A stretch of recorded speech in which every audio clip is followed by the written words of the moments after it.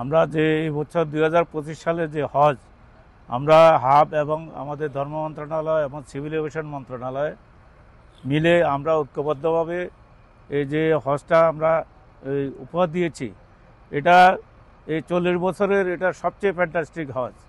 এই হজে আপনার কোনো কান্নাকাটি ছিল না, কোনো মারামারি ছিল না, কোনো টিকিটের কোনো সমস্যা ছিল না, বাড়ি ভাড়ার কোনো সমস্যা ছিল না।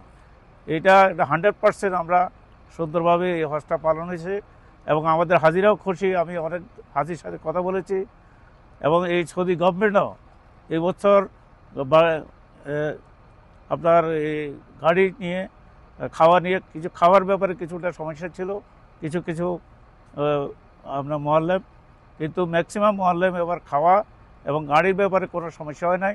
সুন্দরভাবে আমরা মিনা, আরাফা, মুজদালেফা, জামারা দিয়ে আমরা মক্কা চলে আসতে পেরেছি গাড়ি দিয়ে।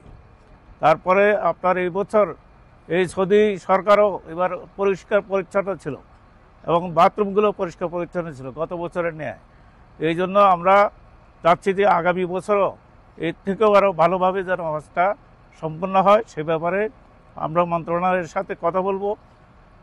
কথা বলে আমরা একটা ঐক্যবদ্ধভাবে আগামী 26 সালে হজটা যেন সুন্দরভাবে হয় সেই চেষ্টা অব্যাহত রেখে আমরা ইনশাল্লাহ কাজ করে যাব। আপনারা দোয়া করবেন, ইনশাল্লাহ আগামীতে এবছর যেভাবে হজ এসে আগামীতে আরও সুন্দর হজ হবে এই আশা ব্যক্ত করে আমি আমার বক্তব্য